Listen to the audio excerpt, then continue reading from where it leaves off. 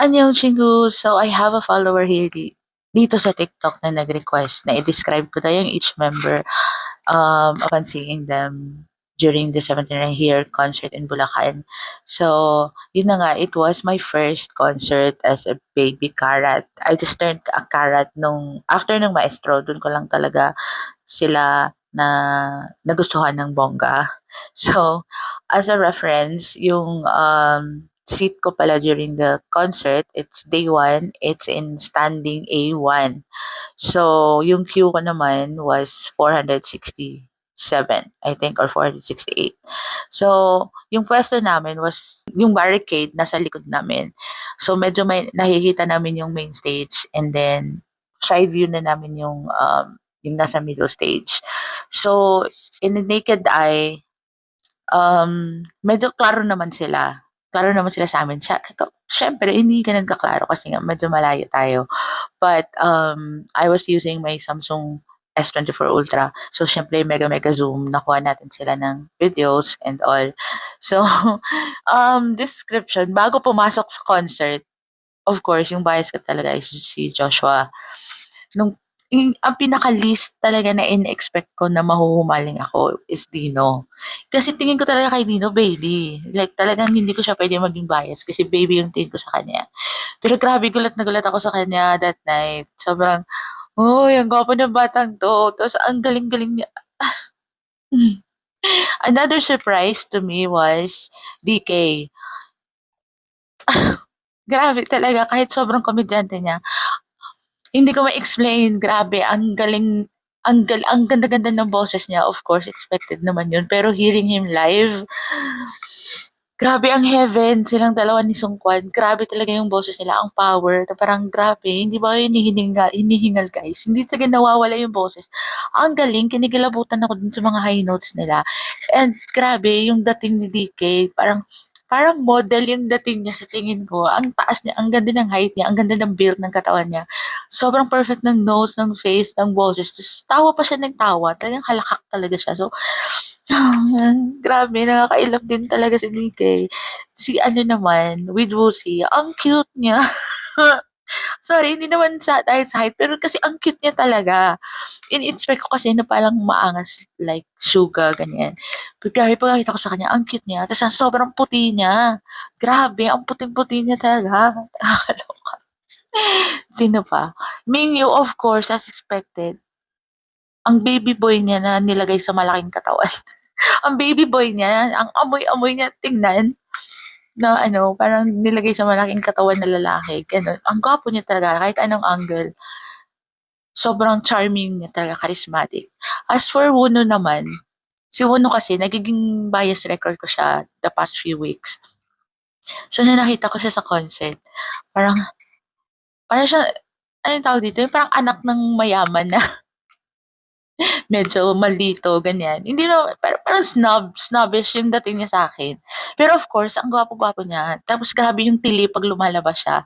Like, talagang sasabog yung eardrums ko, yung mga katabi ko, parang mga mawuno bias siguro sila. Grabe talaga yung tili sa kanya, which is of course, understandable. Kasi ang iba din yung dating ni Wuno. As in, parang kang, ewan ko, parang siyang, ma, hindi ko talaga ma-explain. Iba yung dating niya, grabe. Ibang-iba talaga. As for D8 naman, ang tangkad niya. Grabe. Parang in-imagine ko na mag-martial arts siya sa stage. Tapos ang nonchalant niya talaga. Parang chill lang siya. Chill na tao. And of course, ang ganda ng ano niya. Ang ganda ng mata niya. Naiinis ako kasi ang haba ng mukha niya. Parang, sana ganyan tanipis yung mukha natin. Pero hindi. Bilog na bilog tayo. Sino po ba nakalimutan ko? Oh my God. Vernon! Grabe, nagulat talaga ako pagkalabas niya. Ba't ganun yung buhok niya? Akala ko siya ba yung mag-i-enlist next? Hindi naman na. Pero grabe, yung mata niya, super brown. I mean, sa screen ko lang siya natititigan kasi syempre nga medyo malayo yung pwesto natin. Pero sobrang gwapo ni Vernon din. Parang he's too perfect for me. Charot for me. Parang yung beauty niya, yung aura niya, sobrang perfect.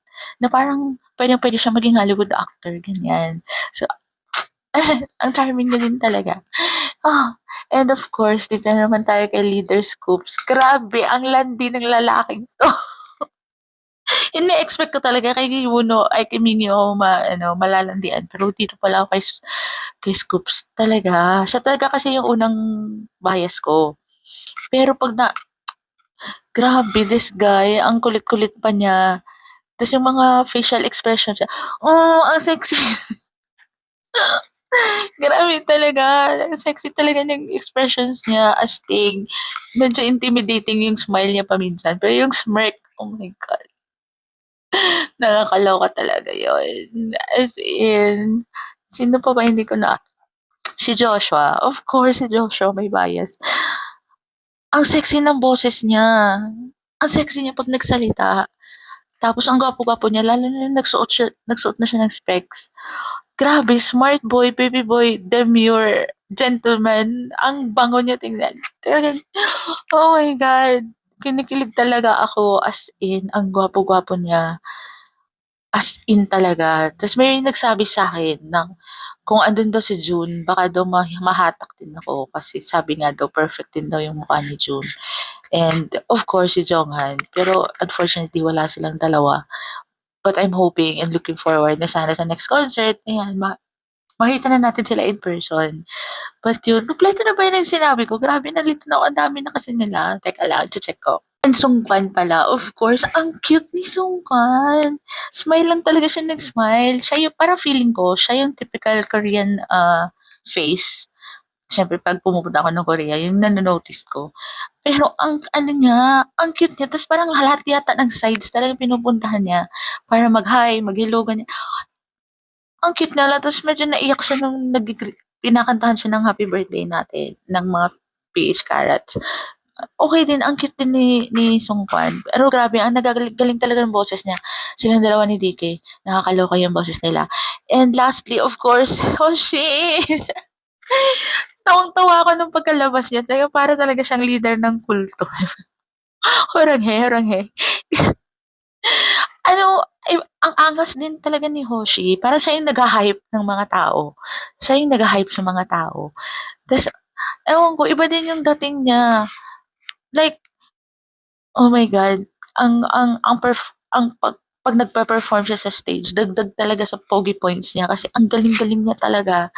Parang lahat yata ng joint sa katawan niya na-stretch lahat ng parts ng katawan niya sa sobrang galing niya sumayaw. Ay grabe, lalo na yung maestro, my God, kinikilabutan ako. Yung intro ng maestro. Gano'n. So, yeah, yun lang yung reaction ko. Grabe, ang haba-haba nito. Magti 10 minutes na 'tong video na 'to. But anyways, yung pagsisisi ko lang talaga sa concert na 'to kasi hindi ako nag-VIP. But unfortunately nga, nung ticketing time, ang hirap kasi talaga maka-secure. So, dahil marami na tayong nasagap na mga tips ngayon dito sa mga napanonood natin sa TikTok and sa mga kakilala ko, I'm really, really, really hoping na next time makakapag-VIP tayo at nang makita ko ng up close yung water. Water talaga. Just matapunan tayo ng water, gano'n. Inggit na inggit talaga ako sa kanila, dun sa mga nasa malapit sa stage. So, hopefully, yun yung maging spot natin next concert. And grabe, thank you to everyone na na-meet ko, lahat ng mga PH Carrots na mga namigay ng freebies at mga naging friends ko doon mismo sa venue. Thank you so much, guys. Ang saya ng experience, not just because of the boys, but because of you guys na nakasabay kong tumili doon. So, till next concert, guys. Thank you so much.